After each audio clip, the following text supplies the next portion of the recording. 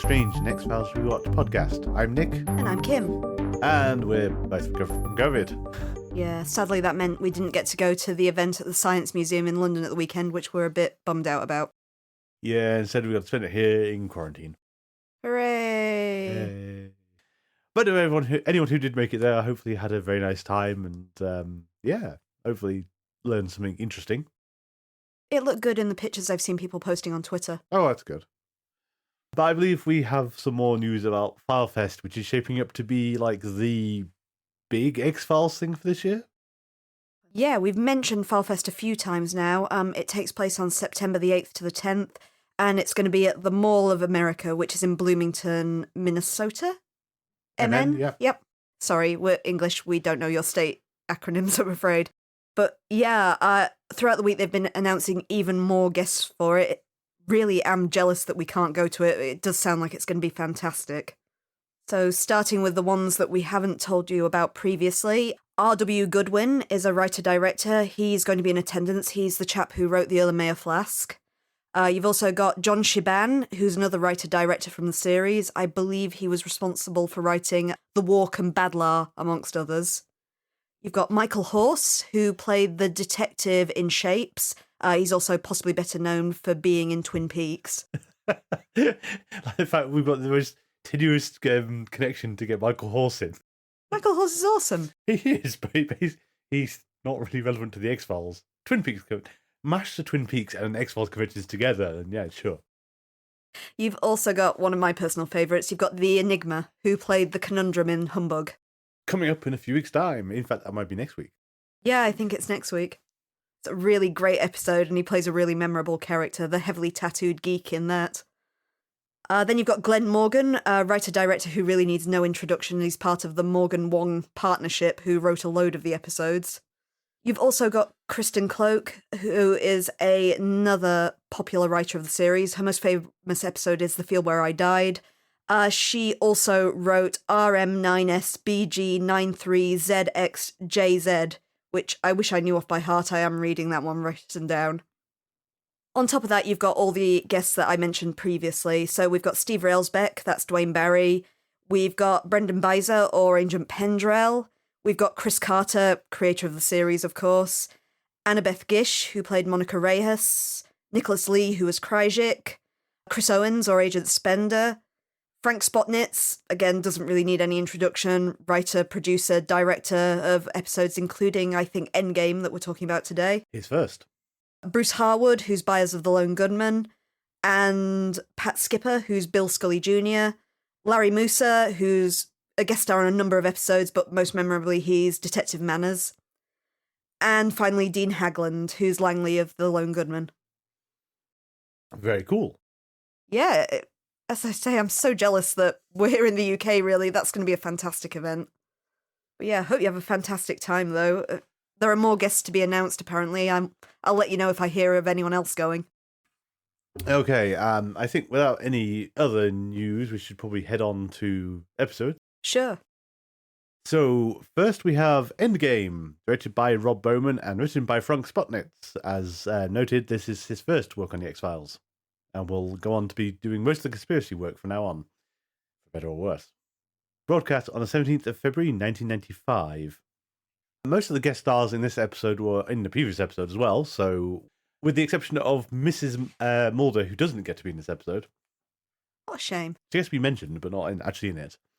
But the new guest star we have is Colin Cunningham as Lieutenant Wilmer, who is the one survivor at the end of the episode. Okay. Who will also turn up in 731 and Wet Wired.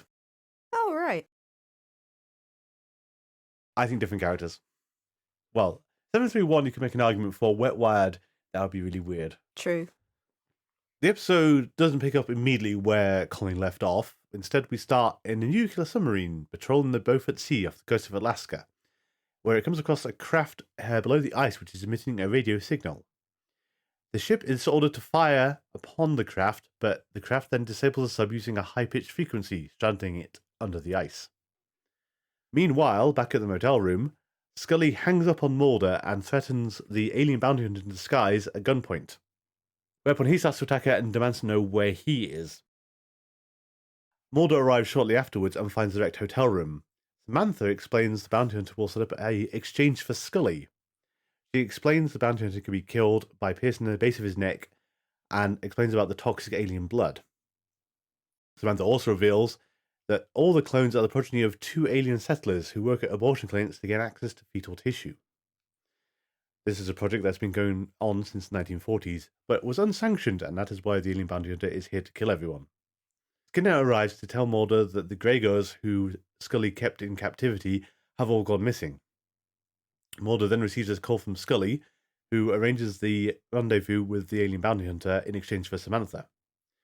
Mulder gets Skinner to assist with this by hiring a sniper.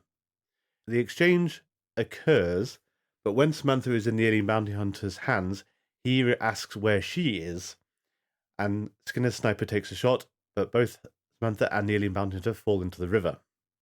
William Mulder meets Mulder at his apartment and delivers the letter Samantha left to him. Mulder tearfully tells him of Samantha's probable death. He shortly receives a call from Scully, who reveals that Samantha's body has been pulled from the river, but there is no sign of the alien bounty hunter.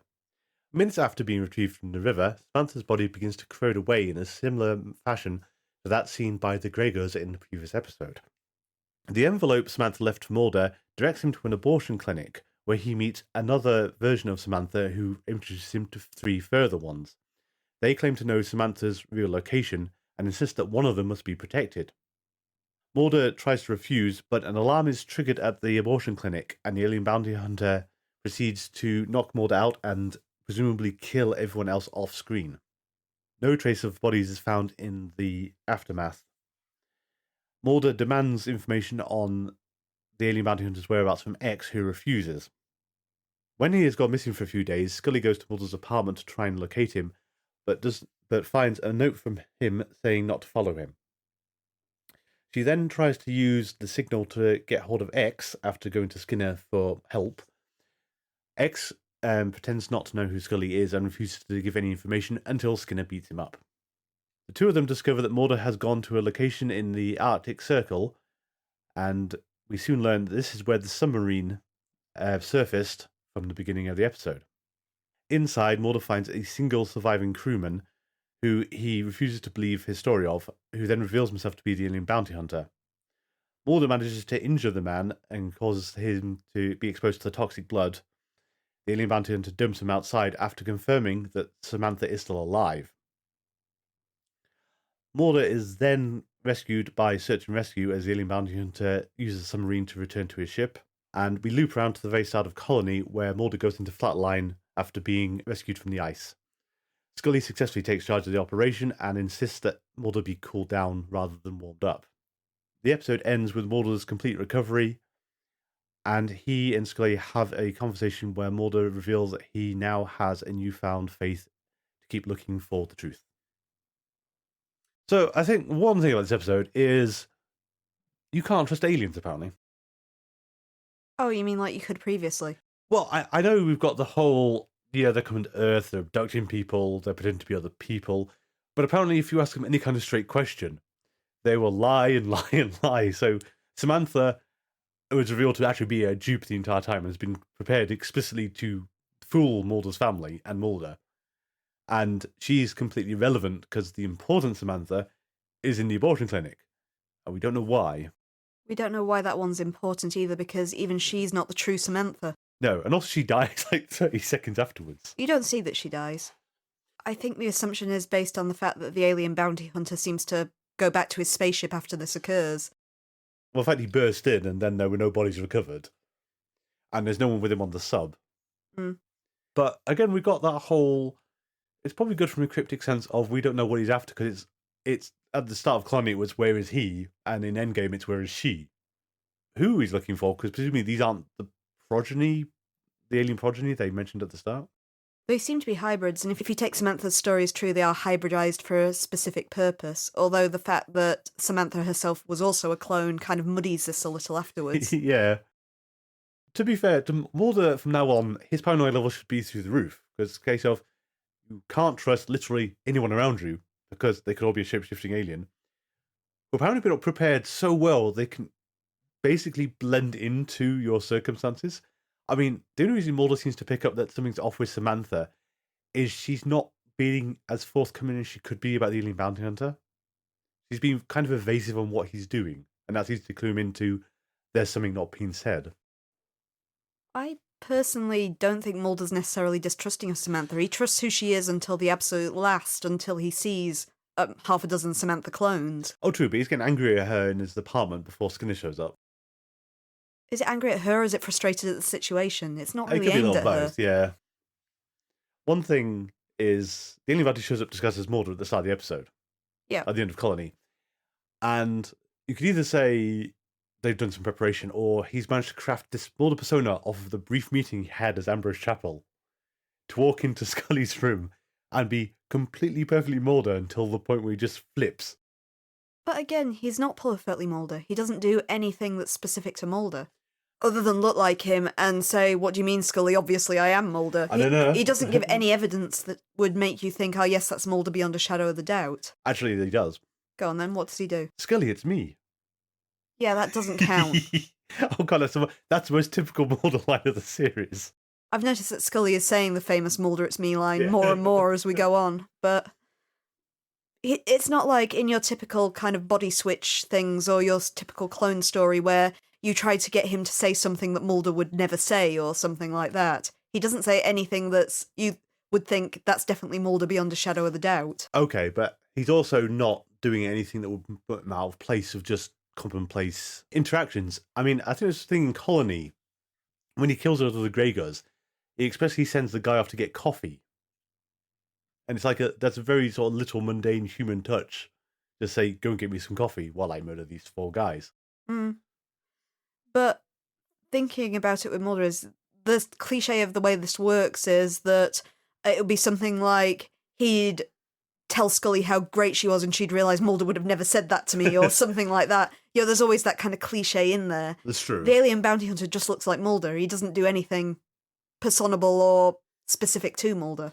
Looping back around to the end then, that's a bit of an ill one with Lieutenant Wilmer, where he's kind of aping this character from the start of the episode that Mulder has not seen and has no reason to know anything about, but the audience has. It's the believable story, though. You found this guy alive on an abandoned submarine, and Mulder obviously asked the pertinent question of, how did you survive? So he has a story ready about how this man came in, started killing people, and so he hid under someone else's body. Yeah. You know, it's just the little story that kind of dispels doubt because you can reel it off so quickly. But the interesting thing there is Mulder doesn't believe him. It doesn't work. Yeah, but by this point of the episode, Mulder's moved away again from his bizarre I trust everyone of the last episode because he knows that he's been stung now, you know, with the truth about Samantha. Very true. I think we do have to have a few words about the submarine. I mean, while it's possible that the alien bounty hunters thing about, you know, we eventually punched through the ice is true after flown beneath the ice for a few days. How do you know that, given at the start they say, need to surface? Surface into what, sir? The steady 2 foot of glacial ice above us. They said they moved into a shallower area. Yeah, but that's the alien bounty hunter said that. We can't trust him. True. Everything he says is a lie, including, your sister's alive. Can we trust him?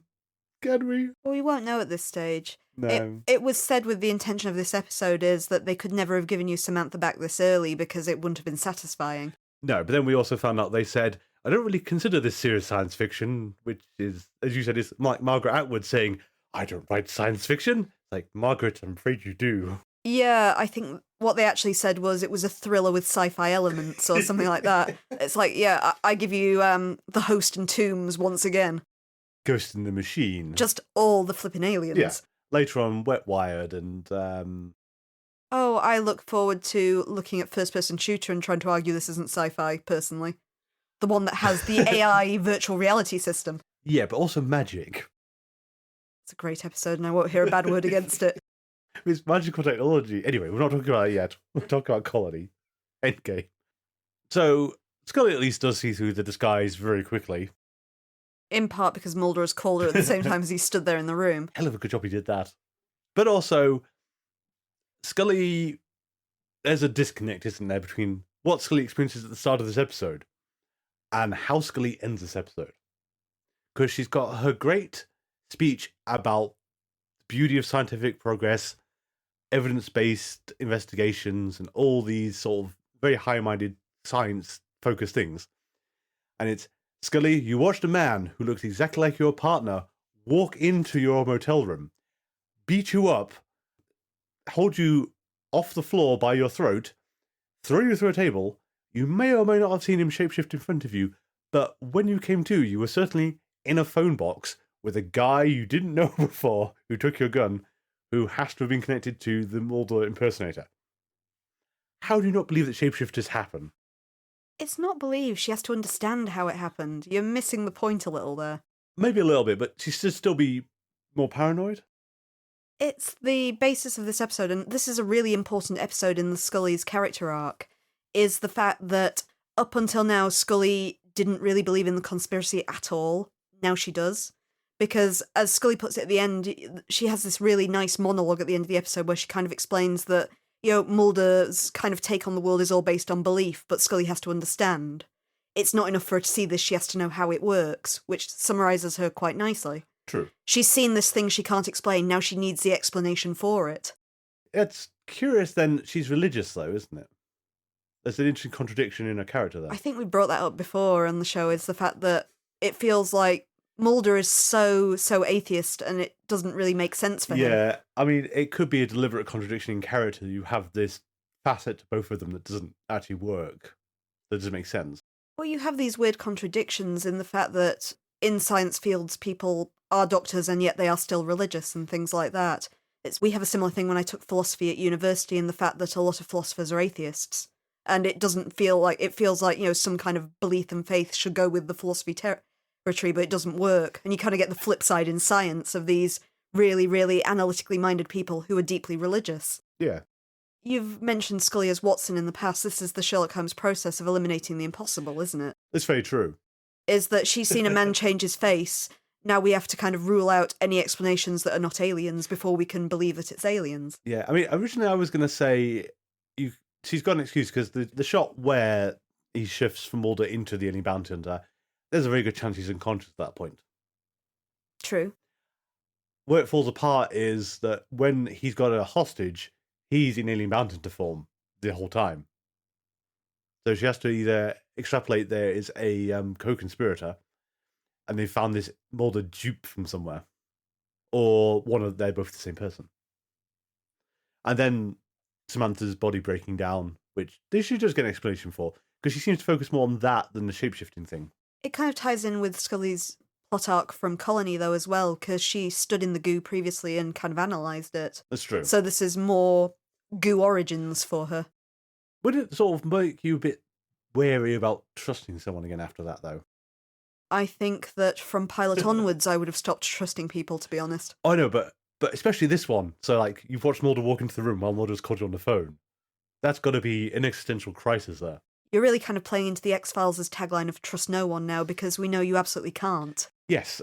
It's not just you don't know who's part of this shadow government, is that now it's literally anyone could be someone totally different to what they're saying. Yeah, but I don't think that actually factors into their behaviour much at all. I think it's possibly because you can't live that way. It's true, it would be extremely exhausting. It's But, the cogito, isn't it? You've got to kind of try and figure out the things you can trust and work back from there. But I think, as you also pointed out last time, is the whole, we probably should be doing, they should be just on blood tests, like friends group, regular blood tests. It's just pricking them to see if they have bubbly green blood. Exactly, but like in future on the run and sort of split up things, when they go back together again, it's a case of, I'm sorry, Mulder, I've got to do it. Just place your finger in the needle. I'm going to cover my nose and mouth just in case. At the very least, I think you need a code phrase. Something that Mulder will say that will mean that you can pick him out as Mulder. Yeah, although given the preparation work, I wouldn't like to rely on that full time. I think checking they're actually fully human is probably your best one, isn't it? The blood tests are made difficult in this, though, by the fact the blood is actually toxic, or rather, we discover in this one virulent. It's a virus. Yeah. I've got to wonder if that's part of the reason it's that during writing someone said, oh, I could just do blood tests like in the thing. And so I said, not on my watch. I did think it's interesting that the blood has got more toxic through the episodes. I think the best argument I can make for it is the chap with the toxic blood in Erlenmeyer flask was a hybrid. Yeah. And the alien bounty hunter is pure. So therefore, you've got the idea that when Mulder was exposed to the blood in Erlenmeyer flask, it had a bad reaction, but this is actually deadly. Yeah. But he survived this one too, so... Only just. Only just. I think it's interesting as well for allies in the X-Files. Skinner kind of proves himself above and beyond in this one for people you can trust. Given he's been given an hour deadline and he's arranged a literal sniper for Mulder to sit on the other side of this bridge and shoot a man on his say-so. Now absolutely in love with Skinner, to be honest. He is just badass throughout this entire episode. He does that Giles thing of when he takes his glasses off, that's when things are going to go down. When he beats X up. Let's note the other immensely sexy older character in a famous TV show is Rupert Giles. So, but Skinner... But they both take their glasses off when they're going to punch people. But yeah, you're not going to want to get your glasses broken. It's fair, it's fair. But Skinner, just throughout this episode, is not only is his arranging the sniper for the bridge scene with an hour's notice, is you also have that kind of badass bit later where he kind of initially seems to refuse to help Scully and then kicks the crap out of X to get her the information she needs. Oh, yeah. I've never rooted for a character more than Skinman. I don't begrudge either of them the report they're going to have to give him afterwards for about this, though. So I've gone off on faith on this. You're going to have to explain what the hell was going on here. Why you were in the Arctic Circle. Why this guy we can't find kidnapped you. And why he wanted Mulder's sister. Not to mention the fact that X has been ultra careful about being seen, and yet is seen by both Scully and Skinner in this episode.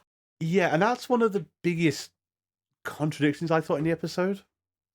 I mean, there's an explanation of what happens, because it goes with, Mulder goes to X and asks for the alien bounty hunter, and X says basically he's out of your reach. You'd only win the war by fighting right battles. And this is not the right battle. And that seems to be the end of it. And then Mulder goes missing, so Scully illuminates the X in Mulder's window, X shows up at his apartment, the whole fight happens, and then Skinner delivers the information to Scully, which indicates that Mulder has gone off to the location of the submarine before a destroyer fleet is going to destroy the craft, assuming they don't get taken out by the frequency. What kind of EMP it has. So the problem comes down to Mulder theoretically has to have got the information from X, given he didn't seem to have anyone else he can go to, unless he went to Cancer Man, which is possible, but he's not in the episode. Also, I would assume that Cancer Man has moved house since his location was leaked to Mulder previously. I think we're going to check on this, though. But then we're left with Mulder must have insisted to X to get the information out of him, and the best way you can read it is X gave him the information, assumed Mulder wouldn't do anything, and didn't check if he was still there. Then saw the X sign, went to the apartment, found Scully there, and freaked out and ran away. But he should have known whether Mulder was in the area or not. I guess we've got to presume the thing unseen was X told Mulder there's nothing you can do, and Mulder would have said something like, well, there's no harm in you giving me the information then. So X has a kind of divulged this information because he doesn't think that Mulder will be able to do anything with it. And indeed, ultimately, Mulder can't and almost gets himself killed. Yeah. Because, once again, X is not wrong. Though he does get there in the nick of time, apparently, because presumably the alien bounty hunter could not have been waiting around that long before powering the submarine up again. One would assume not. Because he's got a very limited time for him to get to his craft. And as far as we're aware, he does. We don't hear anything further. Yeah. We just see the submarine taking off. Yeah, and then we don't hear if that the fleet going there was successful or not. They just kind of just... So it's one way or the other is the bounty hunter was successful or his ship was destroyed. Yeah. Still coming back to, why does it look like it's crashing in Colony? Maybe that's how they land. So what you're telling me then is things like the Roswell crash wasn't a crash at all. That's just how they land their ships. But the other ones have learned to hover. Interestingly... This is the Vauxhall transporter ones. They can't land, they just go... Well, you're thinking it like the USS Enterprise isn't designed to enter atmospheres. That's true, but the Alien Bounty Hunters one was in the atmosphere when it crashed. That's why it crashed. Why do you have the crap ship and everyone else has got the good ones that can do it? I would like to again draw your attention to the Volkswagen transporter aliens, whose ship gets so super hot it sets trees on fire. Yeah, they're not very energy efficient, these things. They've managed to cross interstellar space, but can't stop their ship radiating heat. think you're putting far too much logic on these alien spacecrafts. True, though it's more logical to expect the writers to put onto the alien spacecraft, really. Then again, these are people saying, we're not writing science fiction, pshaw. You're coming across like you really hate this episode again. I don't hate the episode, it's just, I think you made the point actually early on in it, is it's a not problem with both two-parters so far, is the first episode's really strong, but the split's uneven, or they've done it to cause the cliffhanger, and the second half isn't as tense or well tied together. I did feel it's something I said when we watched, I think it was Dwayne Barry and Ascension, our last two-parter, is the fact that I feel like they've got maybe about an episode and a half's worth of story. So you have the really intense opening sequence for the second part, and then we've just got to pad the ending out a bit just to kind of make it to that full 45 minutes length. Exactly. And this one has less of an excuse from Dwayne Barry, because Dwayne Barry was written as a single episode that was then padded into a two-parter, whereas this was explicitly designed to be two-parter. And it's just, there's not enough in Endgame to really sustain it. No, and once again, the first part of Endgame is its strongest bit. The opening is really exciting, probably up until they fall off the bridge. Yeah. And then it starts to kind of lose its steam rather rapidly. It's still good. I really do like the bit where Mulder just approaches the submarine in particular because it's so intimidating. Oh, yeah. Just seeing the kind of top of it sticking through the ice like that. And it has some really good scenes with Skinner and with X as well, but that second half of the episode is a lot slower than the first. And also has a lot more open-ended questions, because that's where we get these Samantha clones who appear to apparently immediately be killed off and things like that. You know, we can't have all the answers at this stage, but it still is weaker than the first half. Yeah, I think the problem is it's a tease. It's teasing the audience, but it's not done in a good way. Because I think the whole point of this is where you're meant to give some answers, but have them give way to other questions. And I don't feel Endgame gave us many answers at all, other than, hey, that's not Samantha. There are all these other clones of Samantha wandering around, and they're not her either. You also have a possible explanation for what the aliens are doing, but it's how much of a pinch of salt you take with it. I was going to save it for Conspiracy Corner, but you do get an explanation in the episode about why these kind of clone Gregors exist and what they are planning on doing.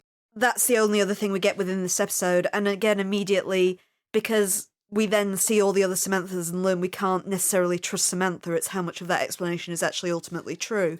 Yeah, well, it's given, I think, probably an intended contrast is to Ambrose Chapel's story.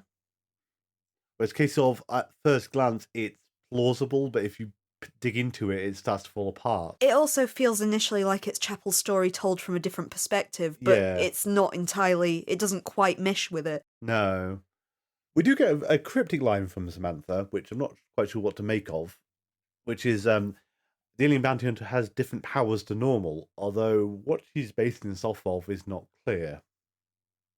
Given it can't be the shape-shifting, or if it is, that doesn't mean anything because the aliens can see straight through that disguise without any trouble. Though it's still unclear how they do. Yeah. Though it is a power that Samantha kind of shows one more time in this episode when she identifies that Skinner is not a alien. True. It takes a while for Skinner, though, because she's really sneaking up on him. Because every other time it's been like in a quick glance and they've known. That's a bit odd. And we have the specific vulnerability at the base of the neck, which is a curious one. However, there was an interesting comment Samantha made about the alien bounty hunter as well that infers the fact that he might not have the same weakness as the others. Because she just says he's got powers I've never seen before, but never elaborates on what specifically about him is different. Yeah. So it's maybe they can't all shapeshift, but then we know that some of them must be able to because she makes the comment about being able to recognise them. Yeah, and also the fact that he could disguise himself as anyone, like this is a known thing. I was thinking of it in terms that perhaps I'm going back to the indelible source of the Animorphs books by Kay Applegate here, is the idea in that is the power to morph into animals isn't something that's inherent to that species. It's a technology that they've developed that they can kind of apply to themselves, which is how the kids in the books get it too. Okay. So you've got that similar idea of maybe the aliens can't shapeshift, but it's some kind of technology that allows them to do it. You know, so it wouldn't be something that was common to all of them. Well, that's fair. I mean, it's possible. We don't know enough to make the judgment at this stage, though. Yeah. So the alien bounty hunter might be powerful in a way we don't know. He might not have the vulnerability, given we're not sure how... The sniper apparently is really good, but we don't know if he's good enough to get his neck like that. That weapon that they use, the one that looks a bit like a ice pick. Yeah. Presumably it's got a very sharp point, so maybe you need to be dead precise with it. Maybe. The thing that kind of made me laugh a bit was, and I know it's not strictly true for this, of the whole you've got to pierce the base of the neck to kill them. Then it generally will take out humans as well, won't it? Yeah. Yeah. It's like staking a vampire. Well, it reminds me of a Terry Pratchett quote of basically it's every method of monster killing will kill a normal human as well. Yeah, this is true. Decapitation, Yeah. stabbing through the heart, Yep. fire. Yep. I think it's like only exposure to sunlight is one of the only ways of killing a vampire, a supernatural creature I could think of that won't usually do a human in at the same time. True. And that's very much depends which vampire mythos you're in. Bram Stoker didn't do that. Dracula was weak in daylight, though. He was, but didn't kill him. It was the stake that did him in the end. I do kind of like the fact that the biggest problem Mulder's got after the bridge scene is he's got to tell his dad he's kind of lost his sister again. I think it would have been more powerful if he'd had to tell his mom, given their one scene together in the last episode. And it's very odd Mum isn't in this, and basically it's a case of, do you know what this will do to your mother? Well, apparently no, because nothing happens as a result of that. Not that we've seen yet, anyhow. Not that we've seen yet, and but nothing that's been inferred either. On the note of Mulder's father, we have to give a special mention to my brother, Chris, who just came up with a whole new conspiracy angle we hadn't even thought of. Oh, yeah? Which is that Mulder's father looks quite a lot like the Gregors. Ah, so the new theory is that Mulder's father is actually one of these alien hybrids as well. Oh, he's the first successful one, where they're trying to make him look a little bit different. So they're doing it incremental steps, so they haven't actually got the whole hog of, we can make it look like anyone. In this case of, we can make it look a bit different to the main lot. I like it. I don't know, was it an excuse to get William Mulder back in again to deliver the envelope Samantha left him, rather than Samantha leaving it on Mulder's coffee table or something? Which feels a slightly more plausible sequence of events for how we would get the past the abortion clinic. I think it's just more of showing this slightly odd relationship that Mulder has with his father. Is the fact that his dad doesn't seem really upset about Samantha, it's more concern for his mother than anything. Yeah, I suppose so. There's no emote himself of, oh my god, I've lost my daughter again. I guess tying with the fact he doesn't seem very emotional in the last episode too with the handshake. Doesn't feel like a good, fun father for family holidays in the Mulder household. He's more the kind of militant father, but again, not militant in the way that Scully's dad was either. True. I mean, this is the man who allegedly was next door when his daughter was kidnapped. And it's clearly really upset him for life afterwards. There's a slight weird having it both ways in this episode. Well, because alien blood makes your blood produce hyperhemoglobin, so your blood turns jelly. Yeah. That's what killed off Weiss, and that was what would have killed off Mulder hadn't she not intervened. Yeah. She's also then watched Samantha corrode away into green goo. And Samantha's body contained the retroviruses that... did she get this off of Weiss? Weiss, I think. Yeah. Because I think she does ask, because it could have caused the body to corrode away, and I think the guy looks at her a bit funny. I think it comes back to Scully's quest for the truth that is a really important thing to her, but she's picking and choosing which things she's focusing on. She's not focused on why did Samantha collapse into green goo. Yeah. And I can't remember if they actually found the retrovirus there as well, which then gets confused because that's an alien's blood anyway, so it would be there. And also not the other Maya Flask substance, which you think might be there. They don't mention purity at all. That was something I thought was interesting in the entire thing. I think we'd quietly forget about it again. Red Museum was a mistake. Because they kind of implied that purity control was some kind of antiviral. It's not in this episode where we're specifically talking about retroviruses in alien blood, which again is something we saw in the early Maya Flask, where purity control came in. It struck me as jarring the fact that purity control is not mentioned at all over the course of this episode. Yeah. And it kind of like there's a siloing of the species, sort of. Given, and we'll get into this with Fearful Symmetry as well, for what on earth is going on with the alien species in this series. You keep mentioning species, though, we don't know how many there are. Oh, I know. I don't Or know. how many factions there are, maybe if they're all the same species. And then how the ghosts figure into it.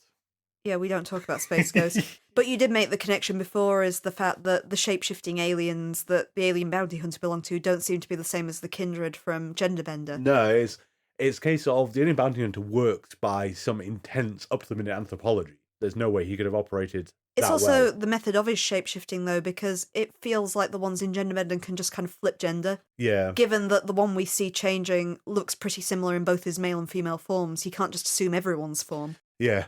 Whereas this one can just take any form, which again could be the power that we've never seen before, assuming that the normal kind of shapeshifting is like Genderbender. This is something new and exciting. Unfortunately, with Samantha dead now, we don't really have an explanation to what she meant by that, and it really frustrates me that Mulder didn't get her to elaborate, but... We can't let you have the answers to this too soon. We can only just keep teasing them. I think the problem comes of whether they can actually deliver on everything they're sort of setting up. Or alternatively, it's just laying down the threads that we could develop later if they seem interesting. Very true. You know, from a writing perspective, leaving you that hook that we can just carry on with. Like maybe Purity Control is a hook that can come back in later if there seems a right time to use it. True. And of course, we have a confirmation from the alien bounty hunter that Samantha is alive, which does jibe with what the other Samantha clones said. But given the aliens have lied consistently on everything else... And he's got no reason to either lie or tell Mulder the truth, so he can't make a No. judgment on it. As, in his opinion, Mulder's going to die there. Yeah. So there's no reason to either lie to him or tell him the truth, either way. No. Nothing to gain. So, yeah, but Mulder's convinced at least. Well, as we've said, Mulder's got to believe. That's his character. I suppose that is one thing weird about this episode, is Mulder's narration at the start of Colony doesn't really match Endgame's revelations. Because his thing in the start of Colony was he's got proof of aliens on Earth, and they started to colonize. Kind of, you had evidence they were, and then someone turned up and destroyed all of it. So, kind of? True. I suppose the other thing that doesn't quite jibe right with the story Samantha spins, that's what I was thinking about before, is this has been going on since the 1940s, apparently, but unsanctioned. It is 1995. It's taken them 55 years to do anything about it, apparently. True. It feels a bit odd. You've got to be evasive because giving the aliens a actual society structure and everything else is going to make you look really silly, or it's going to work. There's no like halfway house, and actually judging it correctly is very difficult. I quite like this sort of Operation Paperclip idea that we've got for the aliens in this, assuming Samantha is telling the truth, of course, which is what I'm going to get into later. But I like the idea that the aliens have been with us a very long time, and we're just seeing the end of their plan now, not the beginning. It goes against your kind of typical movie Independence Day, the aliens coming down on us full force. The idea that they've kind of built this structure over decades. And, you know, it just kind of roots their power. It makes them a lot harder to defeat. True. Do you have anything else for this episode?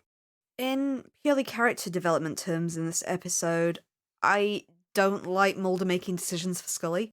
No, that was completely out of line, really. Again. Yeah, it's tying in a bit to, or rather kind of negatively tying into Scully's character arc over the last few episodes of Scully, since Dwayne Barry has been doubting herself a lot, doubting her capability, and the writers just keep pouring this on her by having her being kidnapped again and again and again in this episode, which I think should have driven her to breaking point by now, given that her speech in Irresistible was all about how she didn't feel like she was coping very well, and bad things have happened to her non-stop since then. But at the same time, Mulder's kind of decided that Scully can't cope. He leaves his kind of suicide note email to her telling her not to follow him, he can't put her in danger.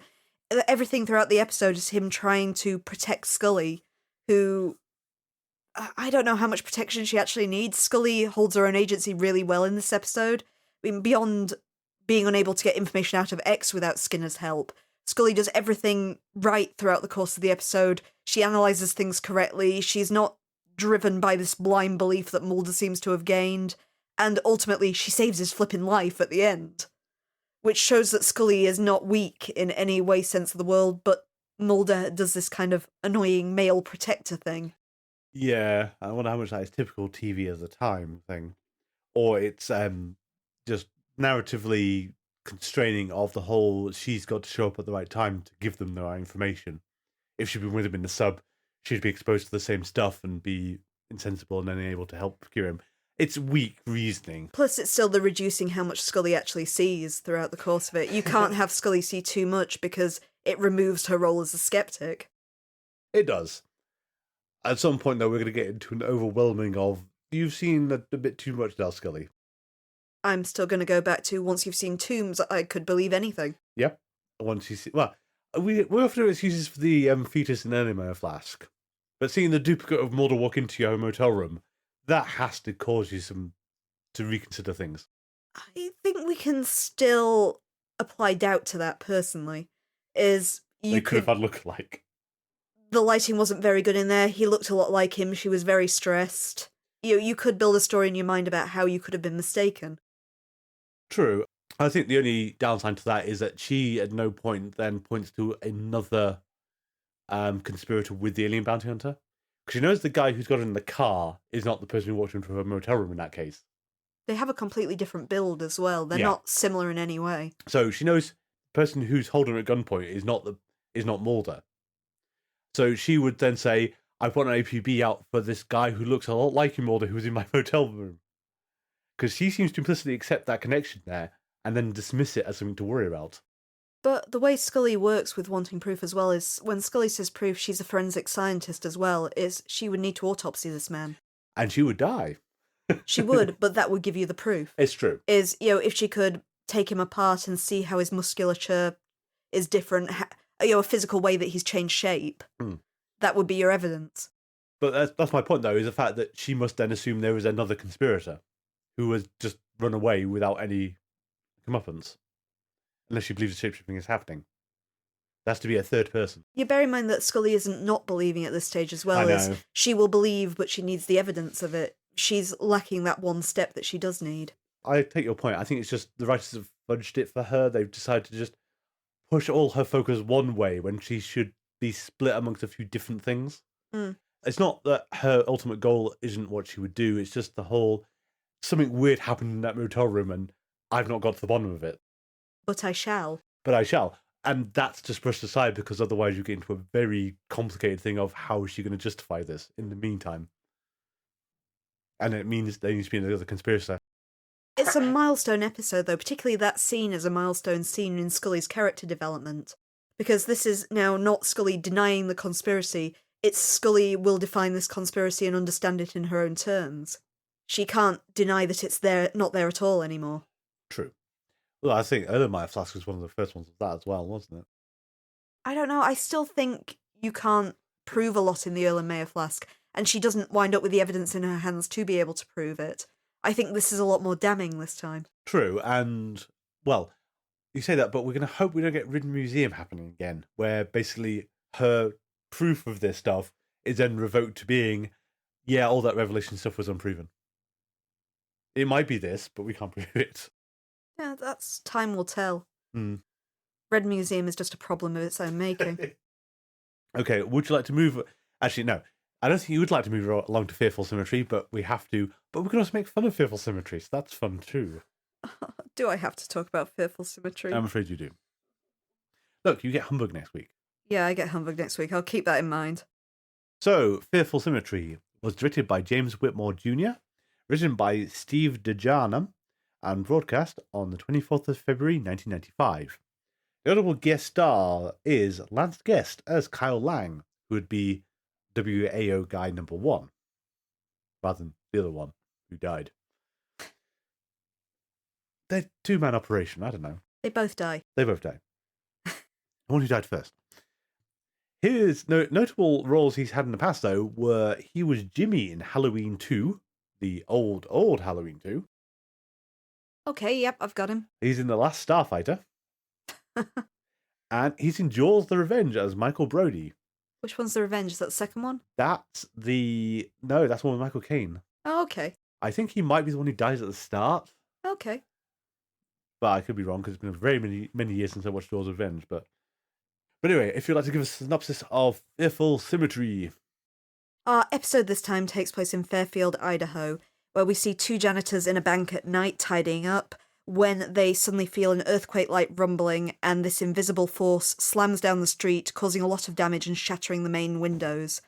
We also see later that this force carries on down the road a significant distance and crushes a road worker to death. The following day, an elephant suddenly materializes out of the fog in front of an oncoming big truck.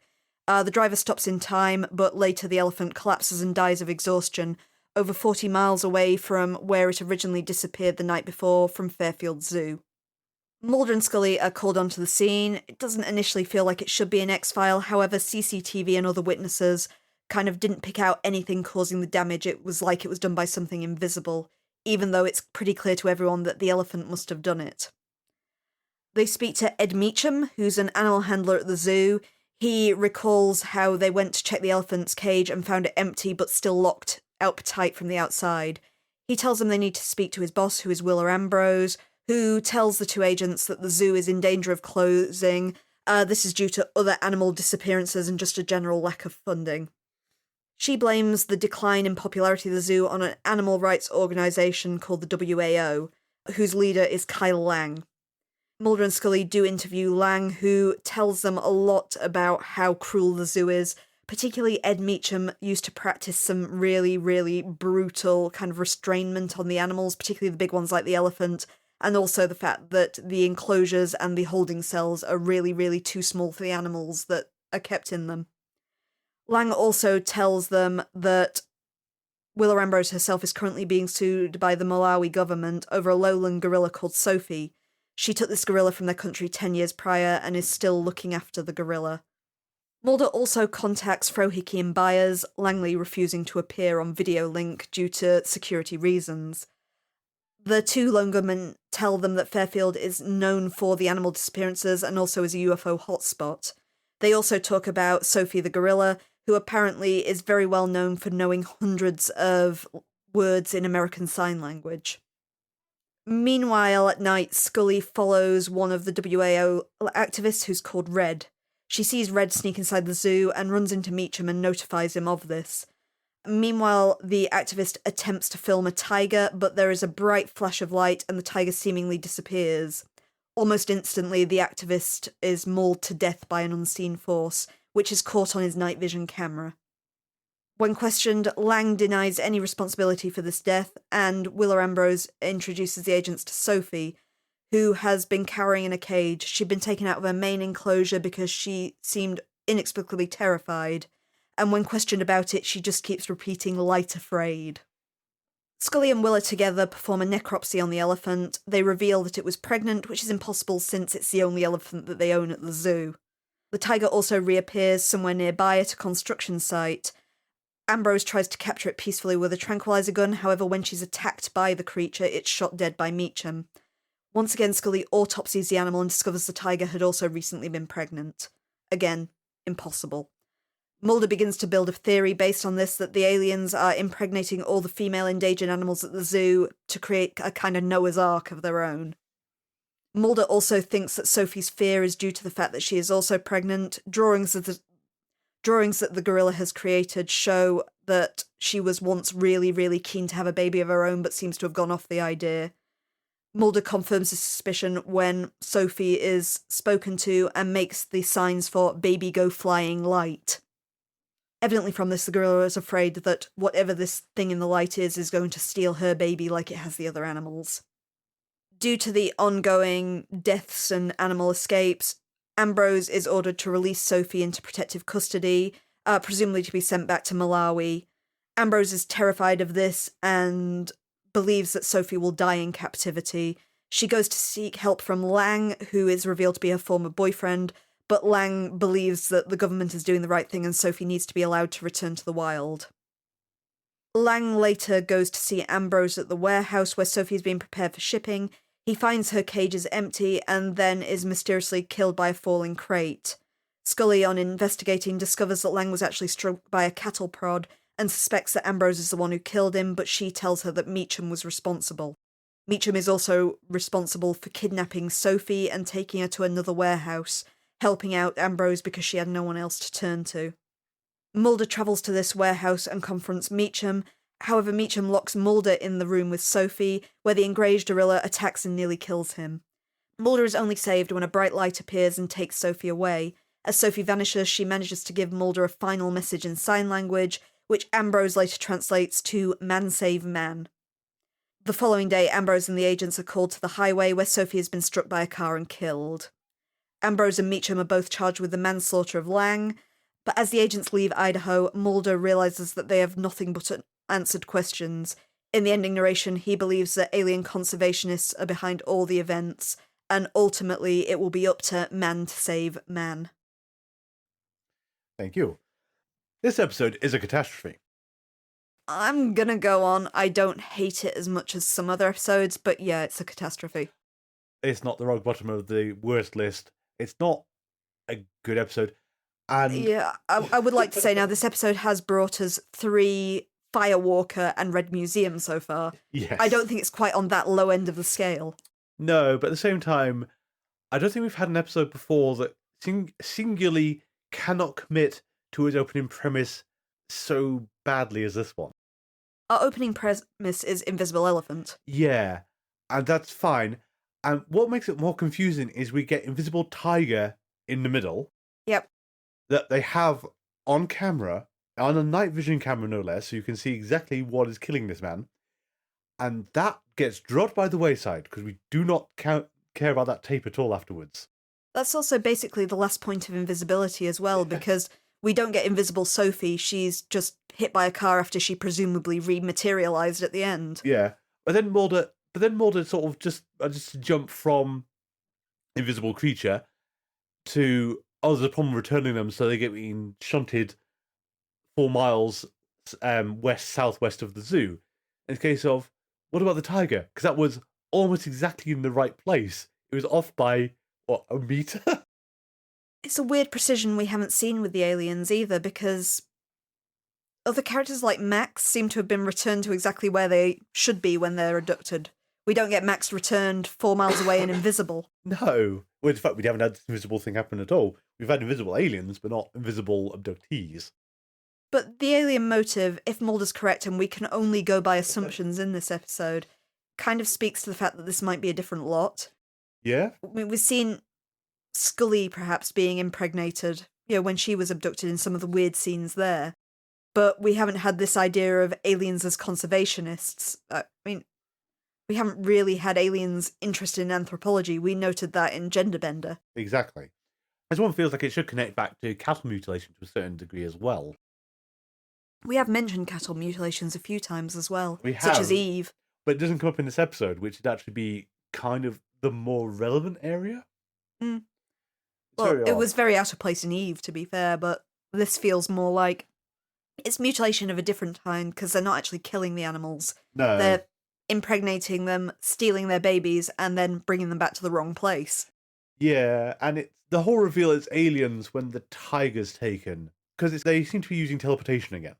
Either time stop or teleportation, and I think we have to have a combination of both because they're extracting things out of these creatures really fast, but they're also taking them out of their cages to somewhere else to do this to them. We see that Sophie in particular is kind of teleported at the end when she's in the room with Mulder. And the tiger to a point has to be as well. It was in the cage and the bright light came and then... It's returned almost instantly there as well. Exactly, and it's almost like someone started writing the episode in January. And then come September, someone said, "Have you finished that script yet?" They panicked and wrote an ending. Because it doesn't actually seem to tie together at all. And again, we have video footage of a man being mauled by an invisible tiger, but we're not going to care about that. It should be noted, according to my research anyway as well, that interestingly this isn't counted as a conspiracy episode. This is a Monster of the Week episode. Despite the aliens. Despite the aliens, and despite their kind of feeling like it should be connected to the conspiracy, it's not counted for some reason. Well, I think it's because it causes too many questions, really, doesn't it? Much like Space Ghost. The other kind of structural problem with the episode as well is you have a great start, obviously. Visible force, rushes down the street, throws things around. You can hear an elephant, but you can't see the elephant. You've got a pretty good use of animal actors as well. I mean, the tiger and the elephant are both used convincingly. Yeah. You don't often see live animals in things anymore, but they do very well with them in this episode. Exactly. But, I mean, you got the rampage on the street, throwing things around, then that's fine. And Scully's there to provide you an explanation of why no one saw the elephant, which was night blindness or the quality of the security cameras. Doesn't work for the cleaners who leant out of the bank and saw things shoved aside on the street and the light poles bent over by nothing. A really cool effect, too. A really cool effect. And that's a great start of your premise. I think the problem is that the end of the episode is singularly focused on Sophie the gorilla. Mm. And we kind of needed to set her up at the start because she comes in like a third of the way through is when she actually first gets mentioned. Yeah, it's when Mulder kind of realizes he's got this kind of Phoenix Wright witness in there. Yeah. Is that, we haven't questioned the gorilla that knows 600 words of sign language. And you're going, but wait, why is the episode about the gorilla? Make the whole episode about the gorilla. Don't have the elephant and the tiger as distractions because ultimately they're redundant to what you're doing. Because the other thought, though, is his whole certainty about the tiger being turned to the wrong place. And he says, oh, that man wasn't killed by the tiger, he was killed by a phantom. It's like, well, could we just pause a minute? You have video footage of someone being killed by a phantom. You're not going to care about that. Or a man being mauled by an invisible tiger. Not going to care about that. We're going to focus on the gorilla. It's the elephant as well. You have a bit of doubt thrown at the very start of the novelization, which I should bring up. It's another Les Martin middle grade novel. It's called Tiger Tiger.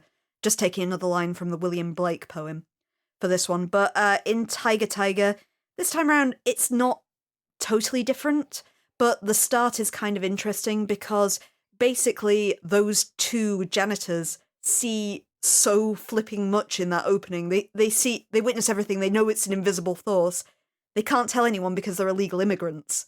So therefore they want to be not involved with the police and the FBI as much as possible. So really I felt in the book that Mulder and Scully could have got a great clear idea of what was going on were it not for the kind of unreliable two narrators they speak to right at the start. And that would be great if that's what they went with. But they don't really in the episode. The bit with the two janitors kind of is over in a flash. And you don't have this fact of they are deliberately not speaking to the FBI because they want to be out of the FBI's sights. Yeah, but it's even the tiger gets me, though, because it's the whole, he's certain they've been returned to the wrong place. Mm. And it's like, sure, but something killed this man in the zoo. And Scully has done an autopsy and said, yeah, it looks like a big cat did it. And we have video footage of nothing attacking him. And we're just going to compartmentalize that and leave it to one side. And we're going to get on with Sophie. What is going on with Mulder this week? I felt like just the whole focus of the episode is off because it's clear that this is we have an environmental message episode. Yeah. Because there is so much focus early on about this is a zoo, look how cruel zoos are, wouldn't it be better if the animals were all in the wild? We don't demonize the WAO at all. You know, they are kind of portrayed as being very altruistic in the episode. We don't demonize them, but we also have no sympathy because we've killed them all. Because they're probably not meant to have two members, but as far as we can tell, there are two members in that organization, and that's it. Mm. And they both die. It even specifies in the book that it was unclear in the episode. I thought that the guy was trying to release the tiger, which admittedly makes no sense whatsoever. But in the book, it specifically says he just wanted to film it in its enclosure so he could show people how cruel the zoo was. Which is fine. It's just a shame that he was a creepy weirdo who was lurking and didn't say a single word. Yeah. According to his backstory, he loved animals and liked caring for sick ones in the book. He's very nice. He's very nice. Okay, that's very lovely. I'm sorry you were in this episode and were mauled by an invisible tiger. It's a frustrating episode. How does this get through editing and no one sort of go back to anyone else in the organisation and say, are you sure about this? We start the episode with this, the invisible elephant. We have the invisible tiger in the middle. And at the end, Mulder says they're being teleported to the wrong place. Are you absolutely sure you want to go with this? With no explanation of why they're invisible, because this is not something we've ever seen before. No, and we're not going to try and resolve that. We're not going to build that into the conclusion. The other thing I was thinking of just then when you were doing the synopsis is I also feel that Sophie isn't actually established properly. As in, Willa Ambrose is really attached to this gorilla. That's fine. Which she's had for 10 years since it was a baby. Yeah. The thing that strikes me, and it's really cliche in TV terms, but it's the whole, it would make it tie together that much better, is the whole, she lost a baby around the same time. and she's taking on this gorilla as a surrogate daughter, which is effectively what you've got. But she's so into this gorilla for reasons we are never given a reason to actually understand. She just is. I suppose you would have a magical relationship. I mean, it's not just essentially she's raised this gorilla as a child, but she's also taught it to speak. So you have this sensitive, intelligent creature that she's taught 600 words of ASL. Exactly. But again, that should be more of the focus, shouldn't it?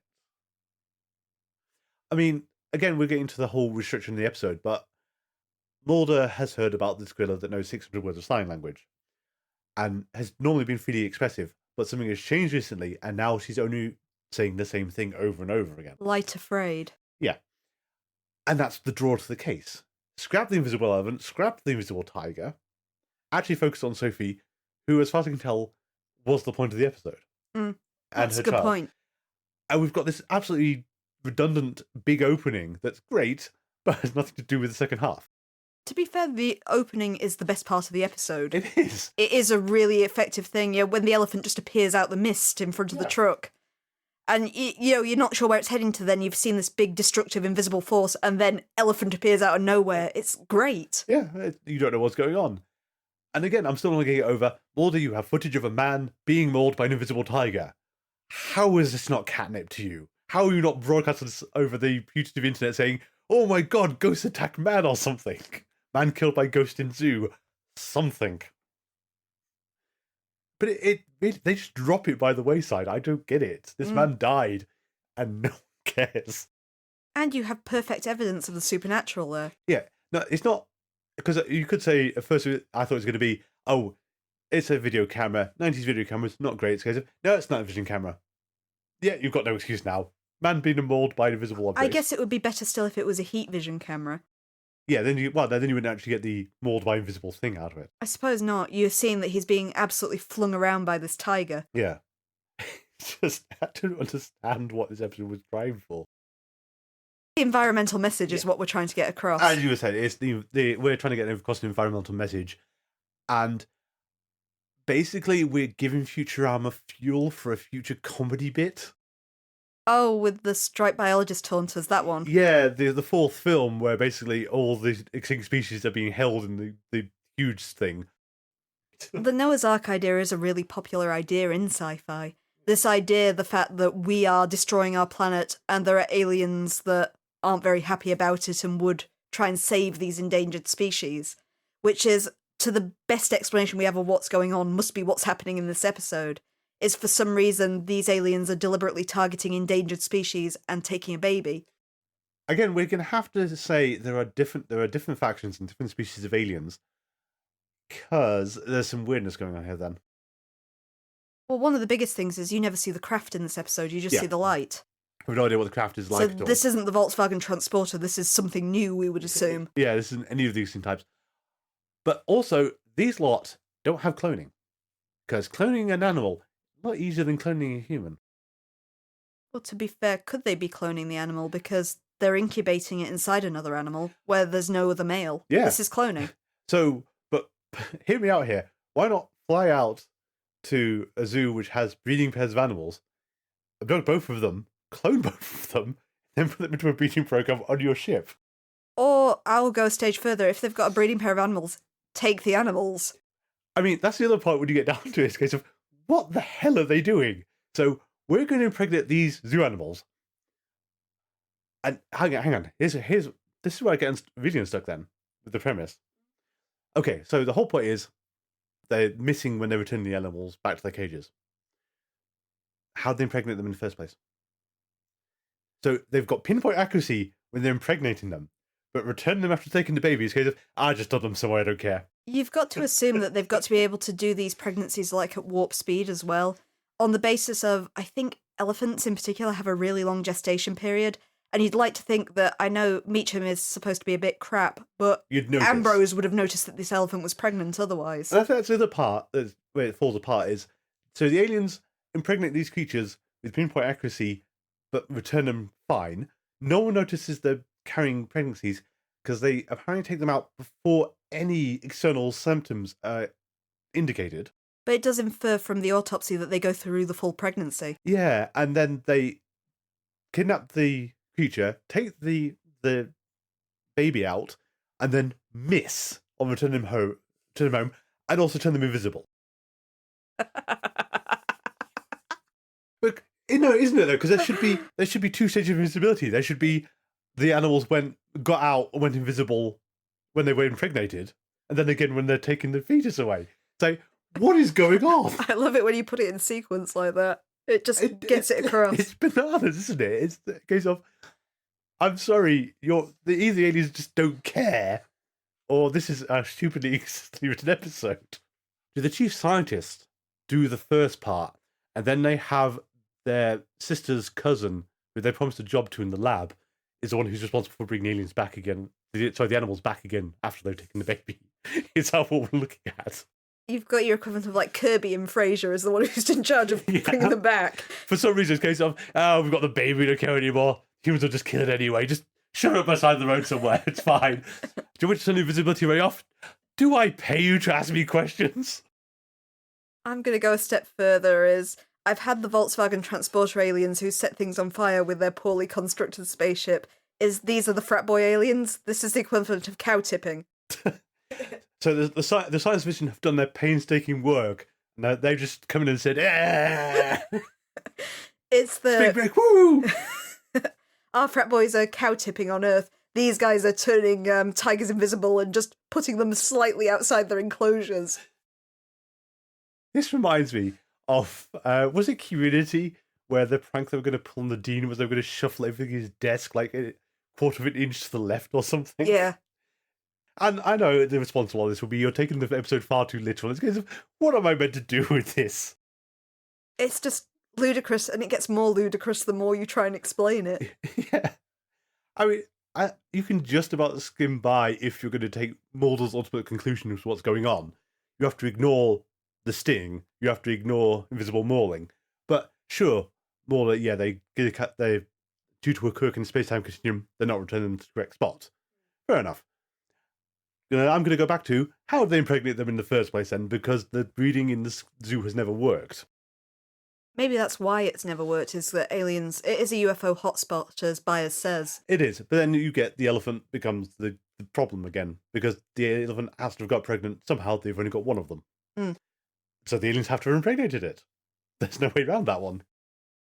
But it doesn't work with the time frame of them being returned. You've got to assume that it's only happened once if their aim is this bad. Exactly. But it could be the fact that they've never got pregnant because the aliens have been just doing this over and over again for a long time. And I would accept that for everyone bar the elephant. And the elephant is the one that just shoots that hole just punches a hole in the bucket, really, doesn't it? Mm. We can't cope with it. So in conclusion, this episode is just stupid. It really is. I mean, it's entertainingly, bafflingly bizarre, but... And I'll go with as stupid as it is. It doesn't annoy me like some of the really bad ones. And you do... It's more the fun level of stupid that space was. Yes. And you feel really bad for Willa in the end, and the kind of level of her desperation by the end of it is sort of quite extreme. Going to her arch nemesis, both of her arch nemesis. Meacham as well. Yeah. Yeah. Well, so WO is one nemesis and Meacham is the other. It's the both sides of the coin, because you feel actually that the WAO are right and this gorilla would be better off in this. It's not that they're throwing this gorilla that's been in captivity for 10 years into the wild. They want to send it to a nature preserve in the natural country where she's stolen it from, essentially. Yeah. So it's that Willa is in the wrong, as far as we can tell in this episode. But at the same time, she's kind of cut between these two people, of these people she views as being extreme as the WAO, even though they don't actually seem that extreme in the episode. They feel really mild. And Meacham, who is just cruel and abusive and has this job in a zoo, but just seems to like it to exert power over animals, who she ultimately has to ask to help her because she rules out all other options in her eyes. And is a terrible liar. You have to realise that the other angle the episode should have gone for then, that actually resolves a whole load of other issues, Go on then. is she knows that Sophie is pregnant, and she's also aware of Sophie's fear and that something is going to come for the child. And that's why she can't let it go back into custody or be returned to its own country, because then she can't protect her anymore. Yeah, that makes sense. Willa isn't aware of the pregnancy either. I know that, and that's the problem of... And then you get back into it's... Because then it kind of paints her in a negative light where she's single-mindedly devoted and obsessed with this creature that she can understand, but not understand fully, and she really should let it live in its natural habitat and everything else. With other gorillas. Yeah, and she's refusing to. So while the episode really wants you to sympathise with her come the end of it, she's still in the wrong, as you said. It's in a slice of life movie, it'd be where she'd look after this gorilla and treat it like a child and eventually realise it would be happier with its own kind. But you never get to that point because Willa's so determined to keep that this gorilla will be better off kept in a tiny cage in the back of her office. As I say in this episode, my reading of it is actually the WAO are completely in the right. That gorilla needs to be in this kind of nature preserve. There's a bit of kind of casual racism in that way because Willa has in her head that this nature preserve in Africa will not be as good as one in America. Oh, and won't things like protect that. it. So protect her, so she'll be sort of recycled for souvenirs. Yeah, but this would not happen in the US. Yeah, there's this bit of kind of, I've got to assume racism in there against African nature preserves. Well, I think the other nuisance thing then actually is that the episode doesn't ever try to articulate the counter argument to the WAO, which is the conservation aspect of modern zoos, which is the thing, because like what Willow was trying to do to the zoo is modernize and everything, is that, yeah, this is how modern zoos work, and they are trying to conserve species where they can't guarantee it in their native countries. It's kind of moving on from the Blackfish era where it was widely established the fact that a lot of zoos were not up to standard. Is what we're seeing in this zoo where they're saying elephants are kept in tiny enclosures, but Willow just doesn't have the funding to make it better? Exactly. But we don't really push that angle either. No. Because the rest of the zoo actually looks pretty good. It's almost like they would put it in two different buildings. You got to assume on the basis that they could do the holding cells as set, but Yeah. the actual outside shots are filmed in an actual zoo, which is presumably a nice zoo as well. You'd hope. And not that they found a really horrible one to film in. By chance, we would decide to film in the zoo. Turns out it's really nice on the surface, but downstairs, horror show. Yeah. It's nice to see the Lone Gunman at least, but it's a shame that that for some reason we felt we couldn't get them in person, so we've got to come on the video conferencing. Well, I guess we're in Idaho, and the lone gunmen don't tend to go on location. To be fair, I think the only reason they're on a video conference call rather than him ringing him over the phone is because they couldn't get Langley in. Yeah. They just wanted an excuse to not have him depicted. So normally Mulder would just call them on the phone and not charge $150 a minute to the US government. It's kind of curious that Langley doesn't even speak as well. Yeah. You just get the throwaway comment that he's sat just off camera. Come on, Langley. I think it's the whole, the actor was unavailable. We're going to put in a video conference call then. It's kind of characterful for Langley as the kind of more paranoid member of their little group. It is, but at the same time, what got me about it was that the backdrop they're sat against doesn't look anything like the Lone Gunman office. Yeah. And it's a case of, this is another hall in the studio, isn't it? You've just taken him into a side room to film this bit. Do we have anything else for this car crash of an episode? Yes, Scully science. We're going into the whole Scully can do all science ever again. Yes. This is veterinary science, Because isn't it? veterinary science is absolutely the same as regular science. Down to pregnancy testing. Down to pregnancy This testing. is like Godzilla, isn't it? And the fact that, she does this autopsy stood in the chest cavity. They have to lower her into the elephant to do it. So this is absolutely exactly like everything she's done before. I appreciate the character of Scully and the fact that it encouraged women to take these kind of positions in STEM fields and stuff like that. But Scully is all the science. Yep. She was advising on viruses in the last episode, despite the fact she's not an kind of virologist or anything like that. Well, she took over an ER. It's a case of, you're a pathologist, Scully. You're not... Took over an ER despite being a pathologist, yet she still can't do flipping first aid either. But Oh, that actually, your comment in this one, where she actually calls for a paramedic rather than trying to treat Mulder. yes, when Mulder has a head wound. Yeah. No, Mulder's too injured. Better get a paramedic in. I can't be trusted. It's back down to, I think it was Beyond the Sea, where she doesn't even put pressure on Mulder's wound when he's shot. Yeah, she puts a coat over him. Scully just... I don't know what scientific field the writers think Scully belongs to in any way, because it's kind of all kinds of medicine except for the ones that she really needs at any specific time. At least Scully can mark off on the bucket list that she's done an elephant autopsy now. And a tiger autopsy. And, well, possibly even Sophie's autopsy. We never really get into Sophie's autopsy, though, do we? We do learn she was pregnant, as suspected, so... Yeah, it's a trouble with TV writing is good in one discipline, one aspect of a discipline, strong in all of them. Computers are especially bad for this kind of thing. I'll also note as well Sophie's really, really on point sign language for this as well. Is the fact that that gorilla just there's no kind of extrapolation for what she might mean or something like that. It's blooming obvious what that gorilla is trying to say at all times, with baby go flying in light. What it comes back to a part of that, though, is the fact that Byers explicitly mentions her.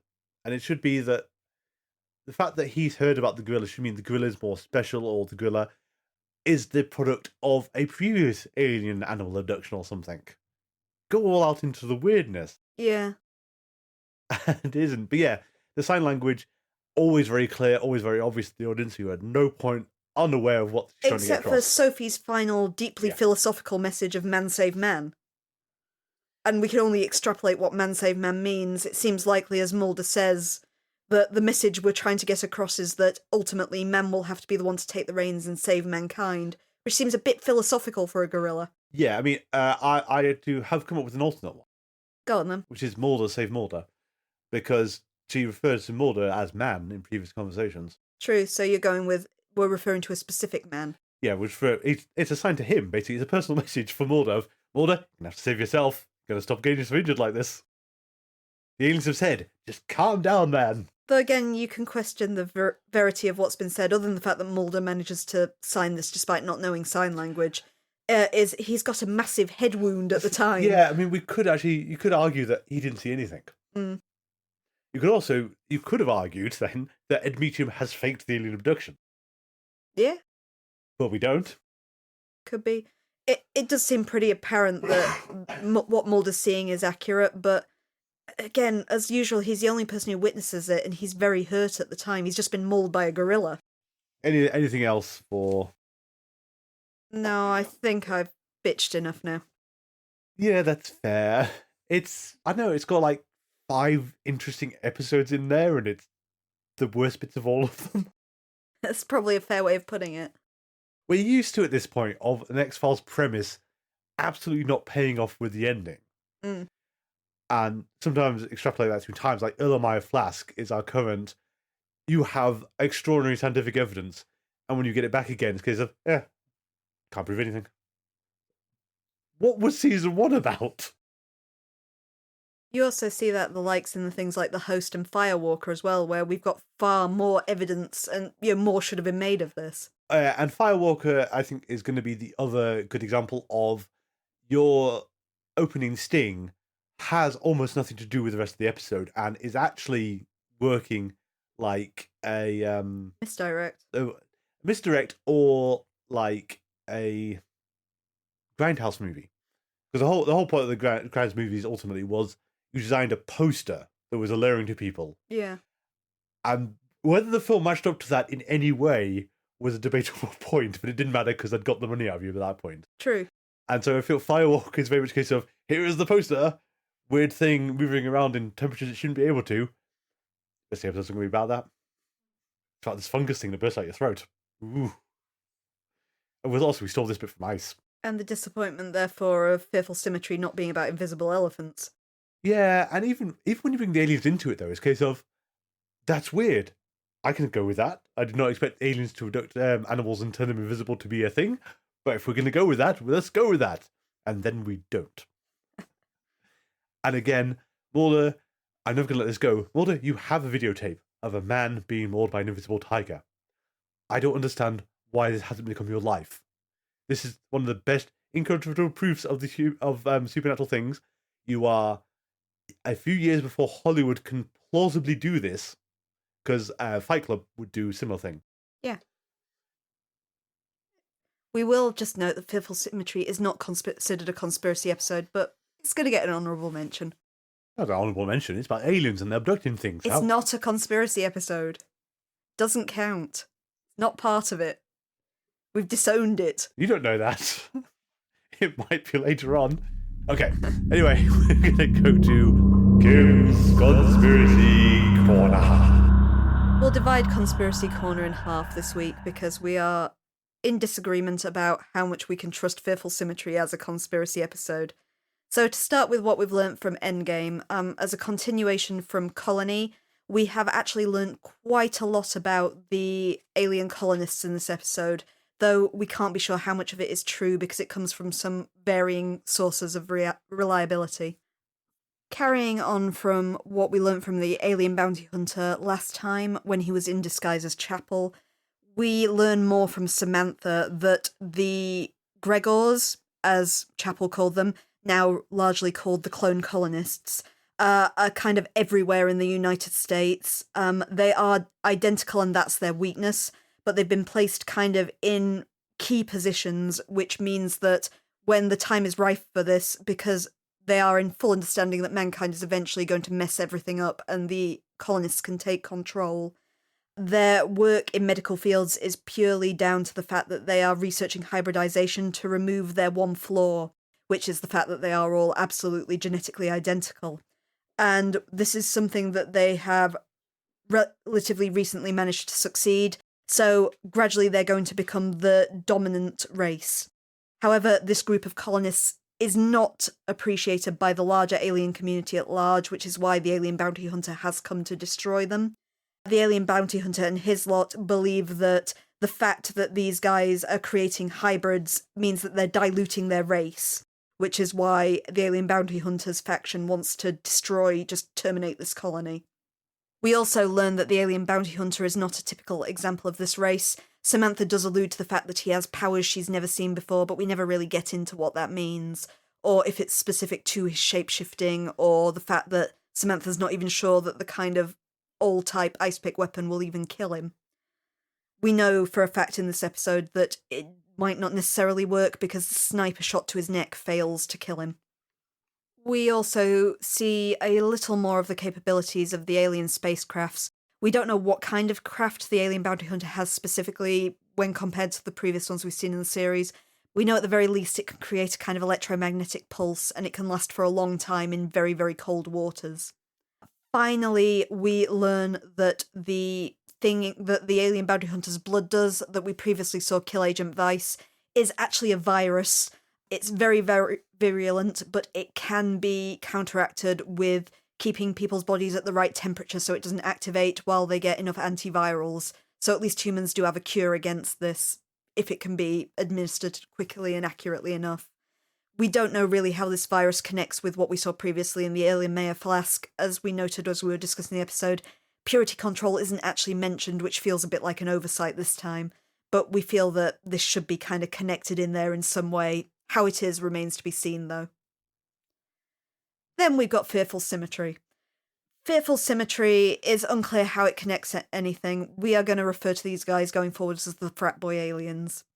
The frat boy aliens seem to be conservationists in some way, which isn't a behaviour we've seen any alien faction doing so far. We know at the very least they are abducting animals, impregnating them, harvesting their babies, and then returning them back to Earth. The downside seems to be when they're returned, they are invisible, and they do not seem to be precisely returned, which leads to a lot of the problems in this episode, as very dangerous animals are dropped invisible in random places around the town. It's not clear why their technology is so precise in certain ways. It does use the kind of teleportation and potentially the time manipulation we've seen previously, but for some reason, the invisibility and the lack of accuracy are not things we've seen before. It's unclear why this happens, but it just does. It must just be some kind of issue with the aliens' technology, or simply that once they've got these babies, they don't care about the subjects afterwards. Thank you. So next week we have Dodcom and Humbug. But thank you all for listening in the meantime. Our email address is thingsargettingstrange42@gmail.com. Alternatively, you can contact us via social media. Please do so if you have anything you'd like us to promote, like we have been doing with FileFest at the start of the show. Happy to talk about any conventions you've got coming up, any competitions, or even any interesting like craft projects and fan art you've got going. Just hook me up. You can find us on Twitter and Tumblr. Our username there is GetStrange42. You can find us on Mastodon at getstrange42@universadon.com. And you can find us on Facebook by searching for Things Are Getting Strange and X-Files Rewatch Podcast. Our theme music is Envision by Kevin MacLeod. You can find that on Computech.com. It's licensed under the Creative Commons by Attribution 3.0. Thank you all for listening, and until next week, remember, they're watching.